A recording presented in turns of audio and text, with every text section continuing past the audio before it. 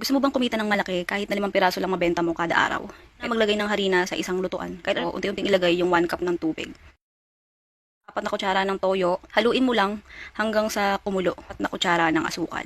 Kapag kumulo na ulit at tingin mo tama na yung dapot, pwede mo nang ihango yan. Itong kalahating kilo ng liempo, hugas mo, pwede mo nang lagyan yan ng magic sarap. Kalahati lang, gano'n yung bumili. Ganyan lang kahina yung apoy, huwag mong lalakasan kasi nga hindi naman na natin pinalambot sa tubig itong baboy, kaya kailangan mahina lang yung apoy. But, huwag masyadong pa-brownin, ganun, kasi para hindi tumigas. Kapag nasobrahan kasi yan sa pagprito, titigas yan, masyadong kukunat. Ayaw nang mamantik ang pagluto ng baboy o na kahit anong karne, pwede kang gumamit ng air fryer. Ayan, pinapakita ko lang sa inyo. Bawat isang container merong isa't kalahating cups yan ng kanin. Hindi Ayan, tapos tsaka mo isalin sa bawat hinge cups yung sauce na ginawa natin. Itong stick pan na to, ito ay galing kay Sari Suki. Bukod sa pagka bumili ka niyan ng mas mura, magiging community leader ka nun at makakatipid ka. Oo, kikita ka na, makakatipid ka pa. Pati itong kalahating kilo ng liempo natin, sa Sari Suki rin yan. Kung wala kang pang puhunan at gusto mong magnegosyo, pwede rin doon kay Sari Suki. Tutulungan ka nila.